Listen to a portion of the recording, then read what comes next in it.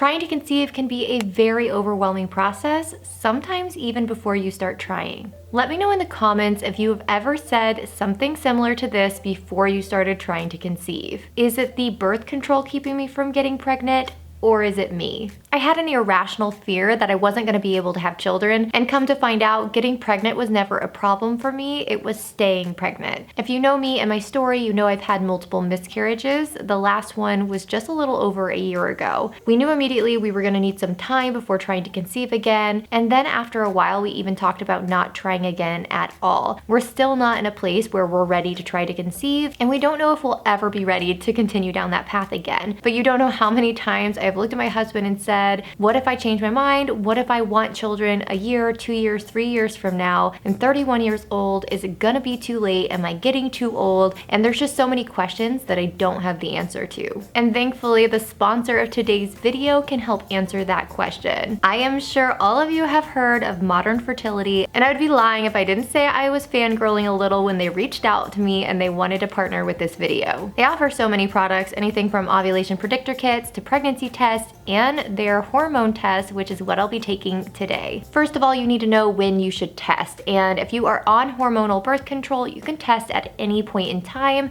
But if you are not, you need to take it the 3rd day of your period. But don't rush to write all of this down. They actually provide all of this information in your kit, and even when you register before taking your test, there's a very helpful video. So don't worry, you will have all the information you need about how to take this test. So I'm not gonna lie, don't really like the idea of pricking my own finger, but you know what? It's not gonna be that bad. I'm gonna do it here with you guys today. So step 1 is just preparing the test. Lay out your supplies on a clean, dry surface, write your name and today's date on the line at the bottom of the cards. Wash your hands in warm water and dry completely, and clean your fingertip with the alcohol prep pad. Guys, literally they provide you everything you need, the alcohol pads, even a band-aid. I mean, I guess they don't provide you warm water and a sink, but you get the idea. Next step is pricking your finger.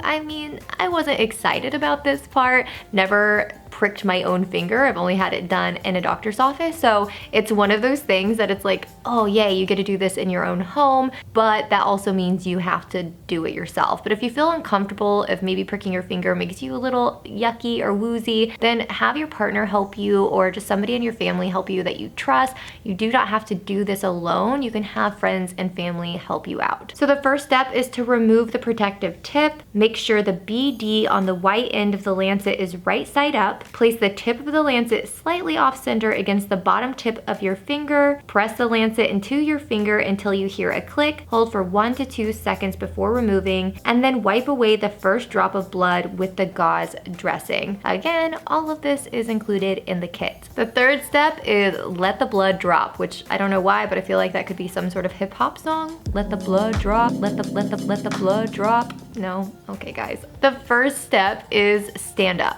Pretty simple. Extend your arm down and allow drops of blood to fall onto the box on the left side of the card. And then you can repeat the same steps on the other finger if you didn't get enough blood. Next, you need to let it dry. It suggests 60 minutes, but it has to be dry. So if it takes longer than that, wait longer. Once your blood is dry, you can put the cards in the sample bags provided, and they also provide you with a small bag to ship everything back. It's already completely paid, so you don't have to worry about that, and just stick it in your mailbox. And the last step is go treat yourself to some Starbucks, because girl, after pricking your own finger, you deserve it. Okay, so maybe getting Starbucks is not actually part of the process, but it truly is that easy, and now we just wait.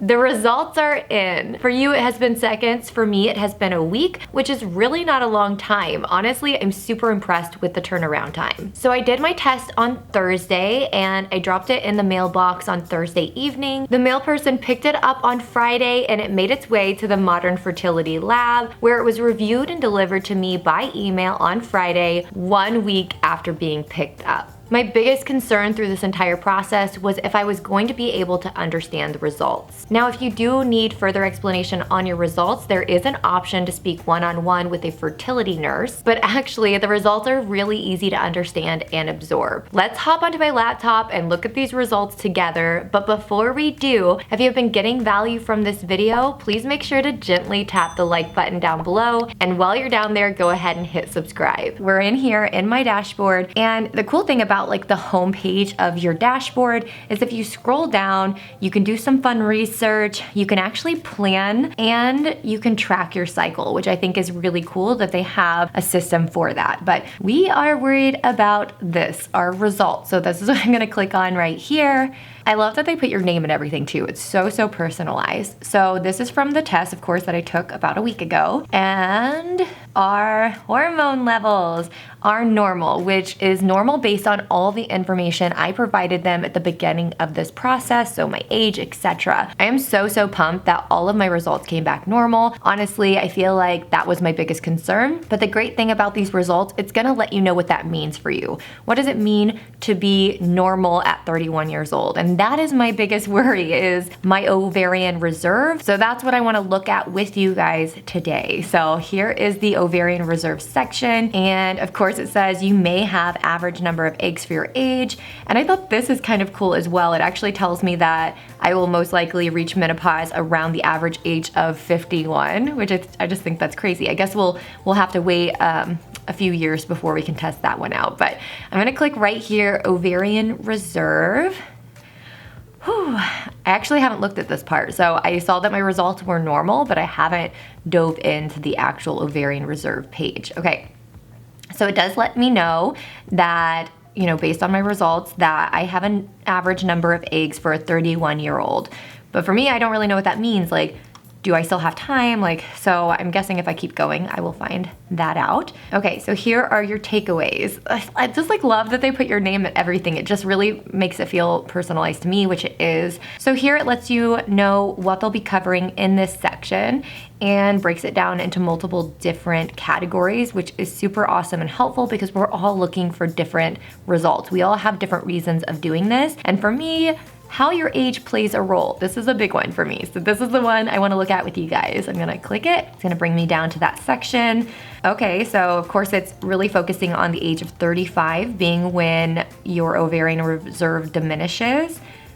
Okay, right here. Since you are 31, you are likely working with high quality eggs, and that keep in mind after the age of 35, egg quality starts decreasing and getting pregnant gets trickier. So for me, okay, here's some percentages. The average chance of a natural pregnancy leading to birth decreases from 88% at the age of 35 to 50% at the age of 41 and to 5% at the age of 49. This is due to declines in both the quantity and quality of eggs.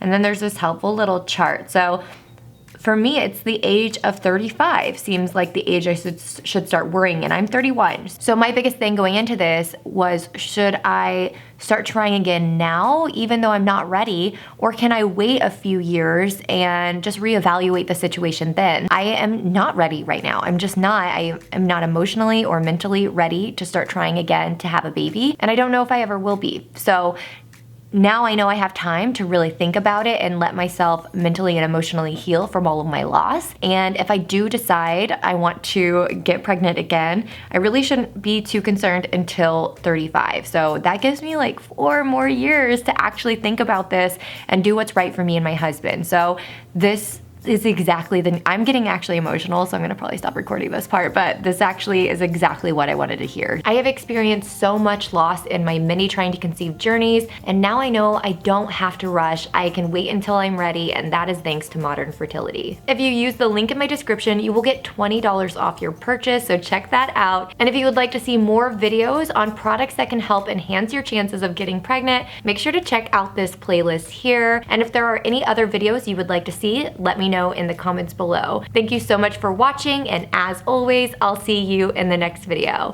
Bye!